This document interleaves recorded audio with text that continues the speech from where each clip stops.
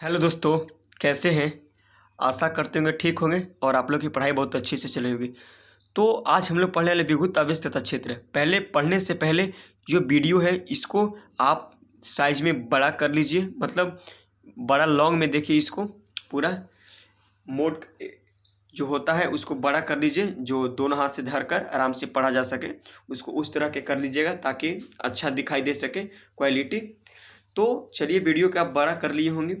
तो देखिए, आप अगर चैनल पर नए हो तो प्लीज़ चैनल को सब्सक्राइब करके दोस्तों में शेयर कर दीजिएगा और आराम से धीरे धीरे हम लोग पढ़ेंगे। और मेरा यही नोट्स है जो अच्छे खासे मार्क्स अर्जित कर चुके हैं।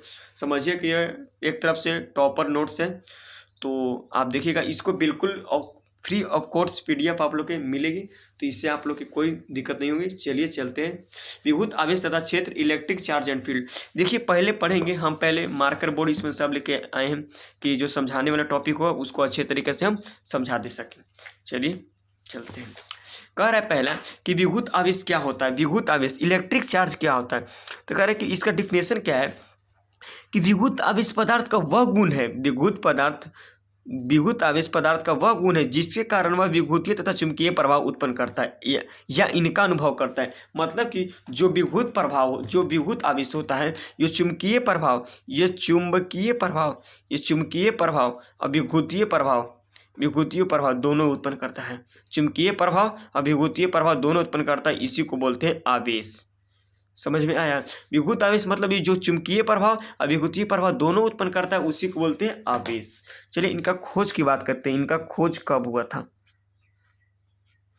खोज 1600 ईसा पूर्व ग्रीस देश के मिल्टन के वैज्ञानिक थेल्स के द्वारा एम्बर पदार्थ में पीले रंग का एक रेजिन पदार्थ जो बाल्टिन सागर के किनारे पाया जाता है। मतलब एक बाल्टिन सागर, उसके एम्बर पदार्थ पीले रंग का एक रेजिन पदार्थ होता है, उसी में एम्बर पाया जाता है को ऊन से रगड़ने के बाद उसमें कागज के छोटे छोटे टुकड़ों तिनको आदि को आकर्षित करने का गुण पाया जाता है। आप लोग बचपन में याद रखेंगे, जो बाल में जब कंघी को लगड़ते हैं पेन को, तो उसमें आवेश का गुण आ जाता है। समझे, तो उसी को बोलते हैं विभुत आवेश, उसमें आवेश का गुण आ जाता है। देखिए, एम्बर को यूनान को भाषा में इलेक्ट्रॉन बोलते हैं। मतलब कि जो यूनान को भाषा है तो उसी को एम्बर को इलेक्ट्रॉन बोलते हैं। एम्बर को यूनान को भाषा में क्या बोलते हैं, इलेक्ट्रॉन बोलते हैं। सन 1600 ईस्वी में इंग्लैंड के डॉक्टर गिलबर्ट द्वारा एम्बर की भांति अन्य पदार्थ भी है, जैसे कांच, आभूषण, गंधक आदि, जो घर्षण द्वारा विघुमय हो जाता है। देखिए, वीडियो ज़्यादा लंबा नहीं होगा, हम इसको 10, 20, 33 मिनट का वीडियो को, मतलब 30 मिनट से ज़्यादा वीडियो लंबा नहीं होगा और आराम से हम पढ़ा देंगे।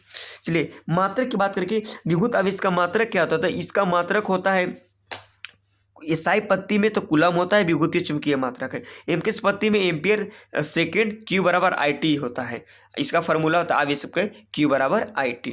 अन्य मात्रक, आवेश का सीजियस मात्रक एस्टेथ कूलम है, जो 1 फैक्लिन के बराबर होता है। जो आवेश का सीजियस मात्रक होता है, जो आवेश का सीजियस मात्रक एस्टेथ कूलम है, जो 1 फैक्लिन के बराबर होता है। आवेश का सबसे छोटा मात्रक स्थिर विद्युत इकाई, जो आवेश का सबसे छोटा मात्रक होता है क्या होता है, स्थिर विद्युत इकाई होता है, यह CSU या फैक्लिन है। आवेश का सबसे बड़ा मात्रक की बात करें तो फ्राइडे होता है। 1 फ्राइडे बराबर 96,500 कूलम होता है। 1 फ्राइडे बराबर 96,500 कूलम होता है। अब पढ़ेंगे हम लोग आवेश के प्रकार, टाइप्स ऑफ चार्ज। देखिए, आवेश के प्रकार पढ़ते हैं, थोड़ा इसको भी जानकारी लेते हैं कि 10 जून 1752 को सर बेंजामिन फ्रैंकलिन के तूफान के दौरान एक पतंग में उड़ाई गई, यह ज्ञात करने के लिए एक डोरी से जुड़ी चाबी आकाशीय बिजली में विभुत आवेश को खींचेगी। मतलब जो पतंग उड़ा रहे थे बेंजामिन फ्रैंकलिन, ये पतंग में पाए थे कि आवेश होता है या नहीं होता है। इसको पढ़ने ज़्यादा जरूरत नहीं। चलिए अगला टॉपिक पढ़ते हैं। अगला देखिए, अगला टॉपिक क्या है, आवेश के गुणधर्म। आवेश के 2 प्रकार होता है, धन आवेश और ऋण आवेश होते हैं। क्या होता है, धन आवेश और ऋण आवेश होते हैं। ये देखिए कांच की छड़ है, ये एवोनाइट की छड़ है और कांच की छड़ एवोनाइट की छड़ कैसे मतलब कि आकर्षण या प्रतिकर्षण कर रहा है। इसमें आकर्षण कर रहा है, इसमें प्रतिकर्षण कर रहा है, इसमें भी प्रतिकर्षण कर रहा है। तो देखिए जो आवेश होता है दो प्रकार के होता है, एक धनावेश होता है, एक ऋणावेश होता है। अब हम लोग पढ़ेंगे प्रॉपर्टीज ऑफ चार्ज, मतलब आवेश के गुण धर्म जानेंगे, इनका गुण क्या होता है। तो देखिए विद्युत आवेश के कुछ महत्वपूर्ण गुण निम्न इस प्रकार है। जो विद्युत आवेश से कुछ गुण निम्न मतलब होता है कि नीचे लिखा हुआ है। तो देखिए विद्युत आवेश की निश्चयता मतलब कि निश्चयता क्या है। इन्वेरेंस ऑफ इलेक्ट्रिक चार्ज, तो क्या है डिफिनेशन कि किसी वस्तु पर आवेश उसके वेग पर निर्भर नहीं करता। मतलब किसी भी वस्तु है आवेश उसके वेग पर निर्भर नहीं करता है, चाहे वस्तु स्थिर हो या अपेक्षीय वेग से गतिशील हो, उसका आवेश समान रहता है। जो आवेश है उसका या तो फिर स्थिर रहेगा या तो अपेक्षीय वेग से गतिशील हो सकता है, उसका आवेश हमेशा समान रहता है। यह गुणधर्म विद्युत आवेश की निश्चलता कहलाती है। विरामावस्था में आवेश, गतिशील अवस्था में आवेश। Q बराबर RST बराबर मोशन, मतलब कि रेस्ट है और ये मतलब दोनों ही हमेशा समान रहेगा। मतलब जो विरामावस्था में रहेगा और गतिशील अवस्था में रहेगा दोनों समान रहेगा। अगला चलते हैं।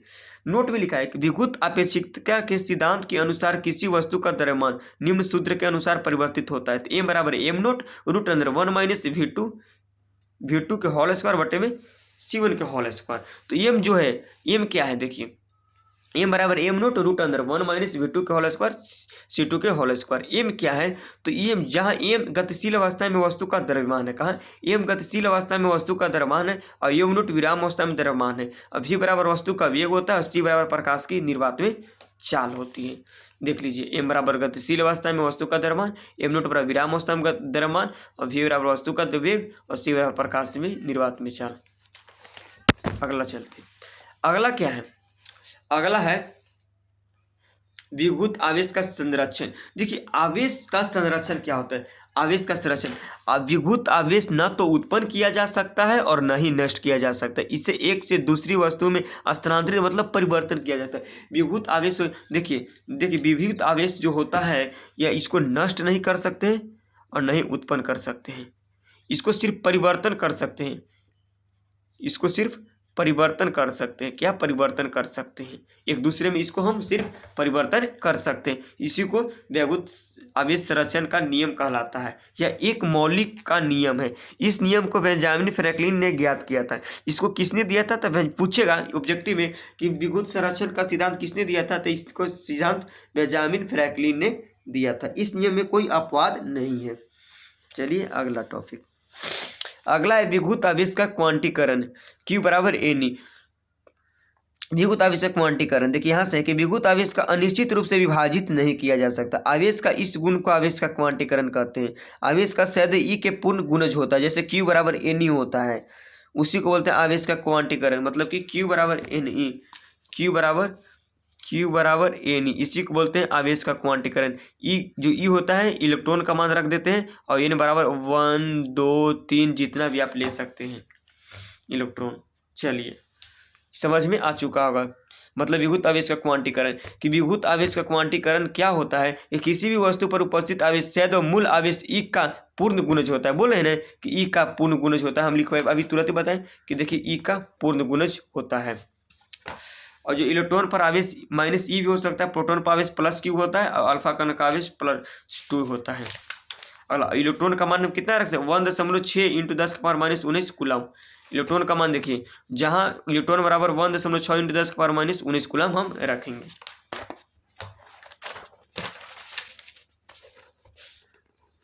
अगला क्या है कि आवेशन की विधियाँ। आवेशन होता है इसकी विधियाँ पढ़ेंगे। आवेशन की विधियाँ होता है घर्षण द्वारा होता है, एक चालन द्वारा होता है, प्रेरण द्वारा होता है। तो तीनों के हम आराम से पढ़ेंगे। तो घर्षण द्वारा पढ़ेंगे, पहले पढ़ेंगे चार्जिंग ऑफ फ्रैक्शन।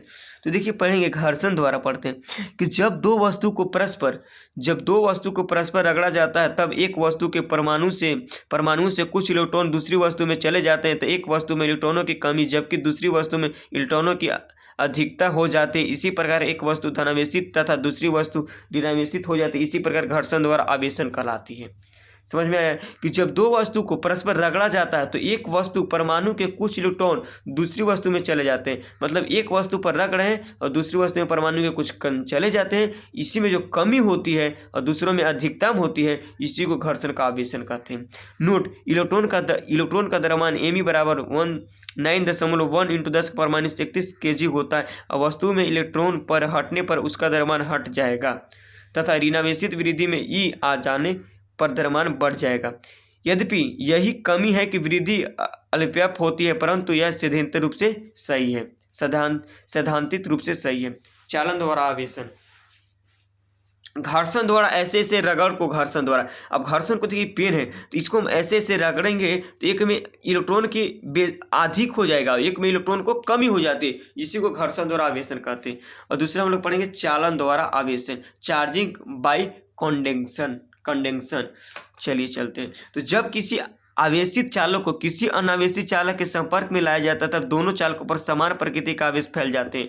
अब देखिए, जब कोई आवेशित चालक है, एक लेते हैं तार और एक लेते हैं पेन, तो एक अनावेशित चालक है और एक चालक है। अब दोनों चालक को हम रगड़ेंगे, रगड़ेंगे, एक अनावेशित चालक और एक आवेशित चालक को रगड़ेंगे तो दोनों संपर्क में आएगा तो इसमें समान प्रकृति का आवेश फैल जाता है। दोनों में समान प्रकृति का आवेश जो फैल जाता है उसी को चालन द्वारा आवेश कहते हैं। जब किसी आवेशित चालक को किसी अनावेशित चालक के संपर्क में लाया जाता है तब दोनों चालकों पर समान प्रकृति का आवेश फैल जाता है। इसी प्रकार को चालन द्वारा आवेशन कहते हैं। अगला, मतलब देखिए, एक लेते हैं हम तार को लेते हैं और एक लेते हैं पेन को। तो पेन जो है अनावेशित है, अनावेशित है, ठीक है, चालक, और जो तार है आवेशित चालक, और दोनों को रगड़ेंगे तो दोनों में जो आवेश होता है समान प्रकृति का फैल जाता है, उसी को बोलते हैं चालन द्वारा आवेशन। तीसरा क्या है देखिए, तीसरा है प्रेरण द्वारा आवेशन।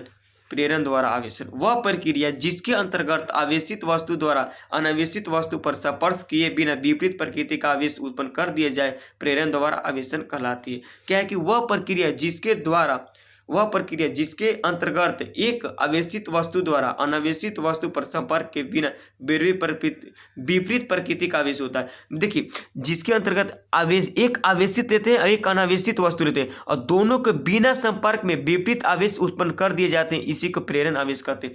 एक आवेशित लेते हैं, एक तार को फिर लेते हैं और एक लेते हैं पेन को, और जब दोनों को संपर्क में लाया जाता है, एक मान लीजिए कि तार है और ये पेन है, और दोनों को संपर्क में लाया जाता है, एक अनावेशित है एक आवेशित है, दोनों को संपर्क में लाया जाता है तो बिना विपरीत प्रकृति का आवेश उत्पन्न होता है, बिना विपरीत प्रकृति का आवेश उत्पन्न कर दिया जाता है, इसी को प्रेरण द्वारा आवेशन कहते हैं। देखिए, अनावेशित है, एक आवेशित है, अनावेशित आवेश, अब प्रेरण द्वारा आवेश पृष्ठ पर।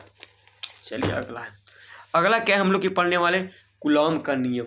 कूलॉम का नियम बहुत वीवीआई है कि कूलॉम का नियम क्या होता है, बहुत वीवीआई इंपॉर्टेंट है। और इसका अगर पीडीएफ चाहिए तो दीपक टॉपर्स क्लासेस पर अपलोड, मतलब कि एक हम लिंक देंगे, उसमें आप चल जाइएगा तो हो जाएगा।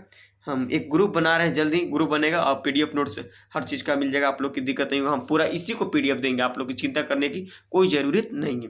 तो पढ़ने वाले कूलम्स लॉ, कूलम का नियम। सन 1785 में फ्रांसीसी वैज्ञानिक कूलम ने अपने प्रयोगों के आधार पर दो आवेशों के बीच कार्यरत वैद्युत बल के संबंध में एक नियम का प्रस्तुत किया था।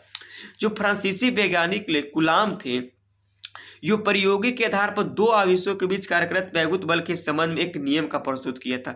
इस नियम के अनुसार दो स्थिर, देखिए मेन पॉइंट यहाँ से उठता है कि इस नियम के अनुसार दो स्थिर बिंदु आवेशों के बीच लगने वाला आकर्षण या प्रतिकर्षण बल दोनों आवेशों के मात्रक को परिणाम के गुणनफल के अनुक्रमानुपाती तथा उनके बीच के दूरी के वर्ग के अनुपाती होती है। यह बल दोनों आवेशों को मिलाने वाली रेखा का अनुदिश होता है, यही बोलता है कूलम का नियम। जैसे देखिए यहाँ पे हम बताते हैं, ए बराबर होता है क्यू बाई क्यू, ए बराबर Q1 Q2 Q स्क्वायर। तो ये दो आवेश है, दोनों आवेशों के बीच आकर्षण या प्रतिकर्षण बल लग रहा है। यहाँ देखिए, दोनों आवेशों के बीच आकर्षण या प्रतिकर्षण बल लग रहा है, और यही Q1 Q2 के गुणनफल के आई बटे अनुक्रमानुपाती के वर्ग के व्युत्क्रमानुपाती के समानुपाती होती, इसी को बोलते हैं कूलम का नियम बोलते हैं। क्या बोलते हैं? कूलम का लॉ बोलते हैं।